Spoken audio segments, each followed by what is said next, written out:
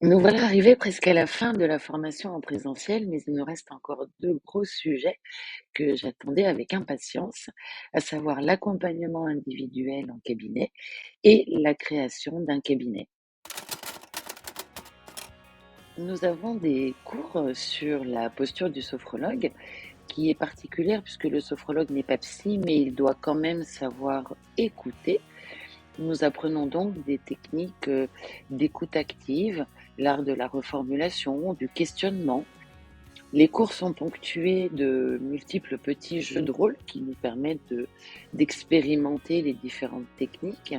Bon, alors là, c'est parfois un peu stressant, mais c'est extrêmement riche. Alors, il y a ceux comme moi qui parlent trop encore, ceux qui sont trop intrusifs, trop directs, ceux qui interprètent, ceux qui buguent un peu sous l'effet du stress.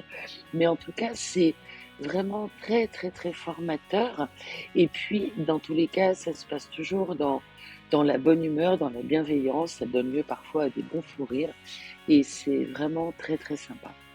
Et puis après ces petits jeux de rôle assez courts, nous arrivons à la simulation d'un entretien individuel complet, ce qui est encore vraiment très, très, très formateur et je me sens de plus en plus me rapprocher du métier et c'est vraiment, vraiment intéressant.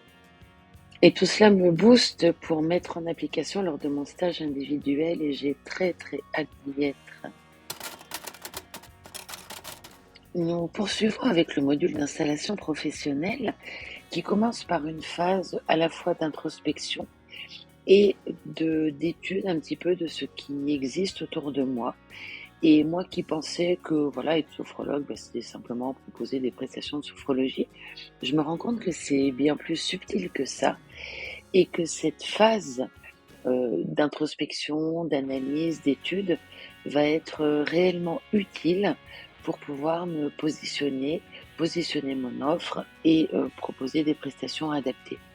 Nous poursuivons avec les aspects très pratico-pratiques du métier de sophrologue, comme l'administratif, euh, les assurances, les banques, les statuts juridiques, le business plan, les projections financières. Alors bon, j'avoue que c'est parfois un petit peu confrontant. Ça n'est pas toujours très confortable, mais c'est important de pouvoir justement se confronter à ça maintenant pour pouvoir mieux s'y préparer. Et enfin, la communication, moi qui pensais que le bouche à oreille suffirait, eh bien, ça n'est pas le cas. Mais heureusement, on nous donne tout un tas de trucs et astuces et d'outils qui vont grandement faciliter la communication. Et dans les 6 mois, nous devons rendre un dossier projet d'installation professionnelle et j'admets que ça ne m'enchantait pas spécialement de devoir passer du temps là-dessus. Mais en revanche, il est vrai que me poser et structurer ma démarche, mon projet d'installation a été vraiment une grande aide.